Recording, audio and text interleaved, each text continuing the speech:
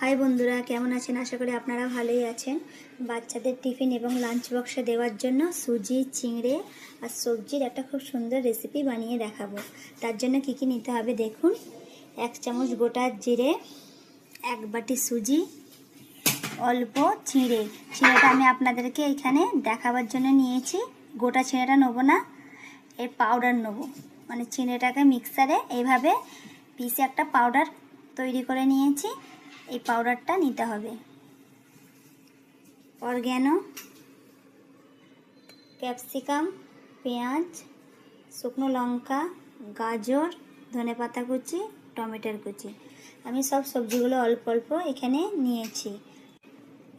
এই ধরনের জিনিস তো সবার বাড়িতেই আছে, তো এইটা দিয়ে গাজরটা এইভাবে কুড়ে নেব।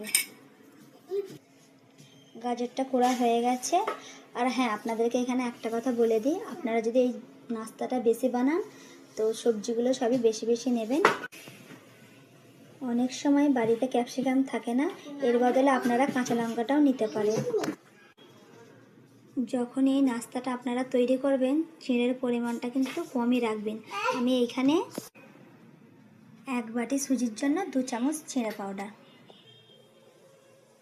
এটা আমি কড়াইতে বানাবো। দেখুন, গ্যাস চালু করে 1 চামচ রিফাইন তেল নিয়েছি। তেল গরম হয়ে গেছে। এবার দিয়ে দেবো পেঁয়াজ, ক্যাপসিকাম, শিমলা মির্চি, গাজর,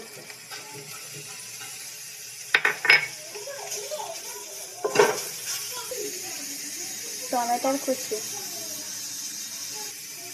গোটা জিরে। একবার দুবার করে এই দিক ওই দিক নাড়াচাড়া করেই জলটা ঢেলে দেবো। 1 গ্লাস জল,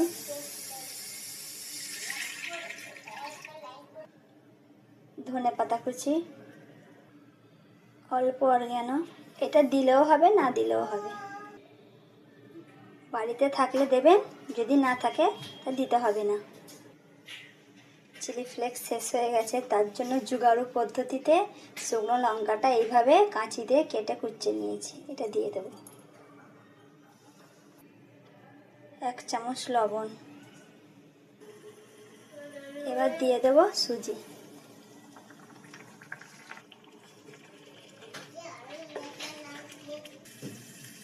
জলটা আমার কম হয়ে গেছে, এই জন্য আরেকটু হাফ গ্লাস জল দিয়ে দেবো। দেখুন, আমার একটু ভুলের জন্য কেমন সুজিগুলো গাঁট পড়ে গেছে। জলটা বেশি গরম হয়ে গেছিলো।